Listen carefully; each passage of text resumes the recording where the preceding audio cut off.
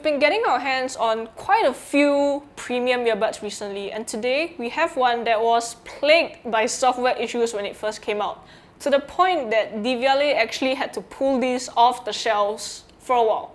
So, is it worth the buy now?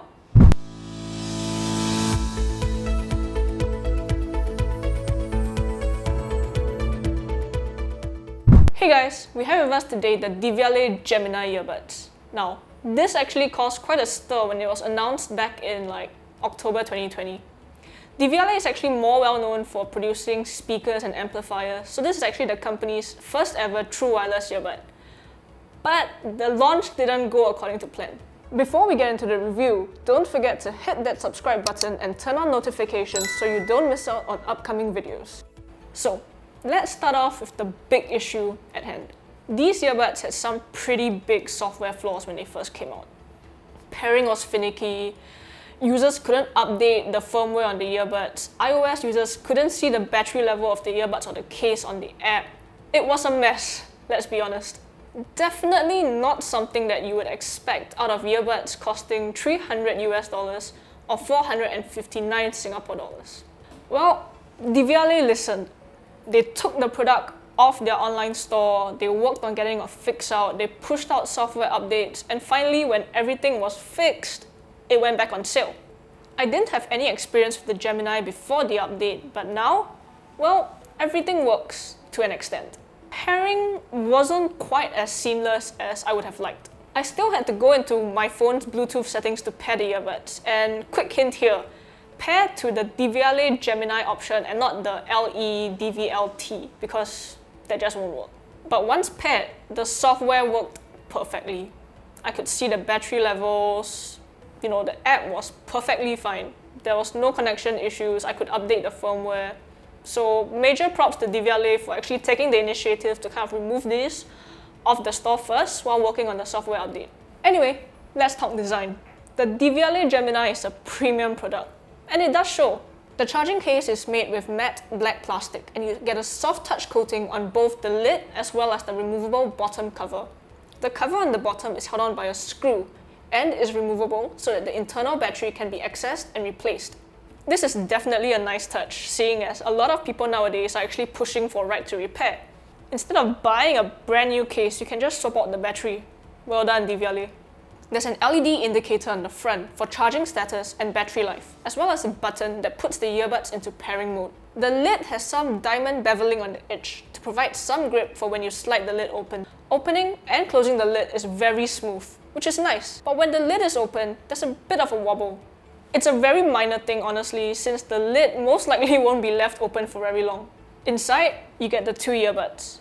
I have to be honest, when I first received these and opened them up and took a look at them, my first thought was, wow, they've really incorporated the Devialet Phantom speaker design. Because look at that. If you're familiar with Devialet's Phantom speakers, you'll definitely see the resemblance. It's essentially the side of the speaker, and if you're a fan of that design, you'll definitely love how the Gemini looks. The circular pad is where the touch controls reside in, and I googled for a list of touch controls. Devialet's website states that you can tap once for play pause, double tap controls either track skipping or pulls out the voice assistant.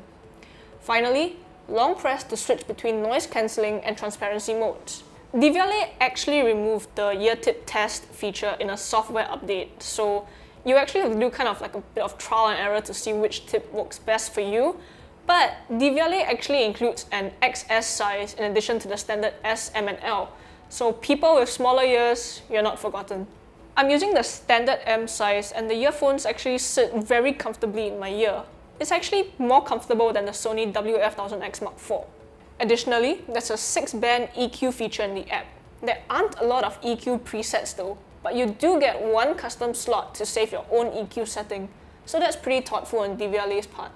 Aside from that though, the earbuds are supposedly chock full of features. First is the pressure balance architecture. There are cascading decompression chambers in the earbuds to ensure ideal inner pressure while not compromising noise attenuation. I suppose it works. I mean, I don't really feel any discomfort even after using these with ANC turned on for quite a number of hours, so I can't really test it, but it's comfortable. Internal delay compensation is also another feature that has something to do with the ANC in this product. Devialet's algorithm compensates for a delay generated by a noise cancelling loop so that the ANC actually continually cancels out background noise. The last one, ear active matching, is actually quite similar to Apple's adaptive EQ in their AirPods Max. Basically, the sound is adjusted in real time by analyzing the wearer's ear shape as well as the position of the earbuds in the listener's ear canal to kind of ensure an optimal listening experience. Again, I can't test this, but hey, the earbuds sound pretty good, so I guess it works, right? These support Bluetooth 5.0, and while I would have preferred Bluetooth 5.2, 5.0 is kind of the standard for most earbuds right now, so I guess I'll give Devialet a pass on this. There's also SBC, AAC, and aptX support, but there's no multi-point connectivity. Battery life isn't too bad either. You get 6 hours with ANC on, 8 hours with ANC off, and there's an additional 3.5 charges in the case for a total of around 24 hours. Pretty good. There's also wireless charging, so put these down on any wireless charger and you're good to go. You get IPX4 water resistance on these, so if you plan to bring them out for some exercise, they'll be safe from sweat, but I'm actually not sure that they sit securely enough in the ear to hold up to vigorous exercise. There are a few levels of ANC here. You get low, high, and a special plane mode that's supposed to be tuned to cut out noise in the plane cabin. I wish I could test this out, but unfortunately, no flying for now. So I only could really test out the low and high noise cancellation modes. Both work pretty well, but I actually found that there was a bit of a subtle white noise when I was using the high cancellation mode. So I mostly stuck to the low, although I do have to say that using the high cancellation mode actually removes the rumble from a car's engine slightly better than the low. Overall though, it's actually pretty good. Both modes work pretty much fine to cancel out noise in your day-to-day life, whether it's, train rumbles, sitting in a car, background chatter in a cafe if you get to go out. So, okay, I'm happy with these. There is one dedicated microphone for voice transmission, and on voice calls, my voice did come across quite clearly to the other participants. Unfortunately, there doesn't seem to be a lot of background noise suppression in these, so I was actually having some construction problems with my upstairs neighbor, and on calls, the construction noise is actually quite audible. So if you are planning to use these for a lot of voice calls, you might want to find a quiet environment to be in. Sound quality though is fantastic.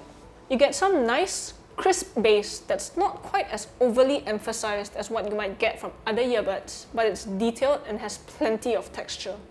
The mids really shine here though. You get beautiful guitar riffs, plenty of clarity, and instruments just sound really natural. The weakest part of these earbuds, in my opinion, is actually the highs. The treble is generally quite decent, but if you're prone to listening to music at higher volumes, it can start to get a bit too harsh. Overall though, I would say that the sound is actually very refined and more on the neutral side of things. Soundstage is good, instrument separation is good. I actually tried these out with Apple Music's spatial audio feature and, well, they sound great. They really do. Side note, if you guys haven't tried out Apple Music's spatial audio feature yet, you really should. The listening experience is pretty incredible. I reviewed the Bowers & Wilkins PI7 earbuds recently, and the sound quality on those blew me away. These are a close second. Sure, you might be thinking, why don't I go for those instead then if the sound quality on those are better? Well, price for one. These are $100 cheaper than the PI7. Second, these have better battery life. You get 6 hours with ANC on as compared to about 4 hours on the PI7. So, yeah. Furthermore, if you like the way these look, then, well, it's kind of a no-brainer. Again, these go for 300 US or 459 Singapore dollars, which isn't that expensive if you compare it to the PI7, but it's not cheap either. For the sound quality though, I'd say it's pretty decent if you choose not to go for the PI7 and save that $100. Anyway, those are my thoughts on the Devialet Gemini earbuds. If you guys have any comments or questions, leave them down below. Don't forget to subscribe and like this video. Till the next one, see you guys!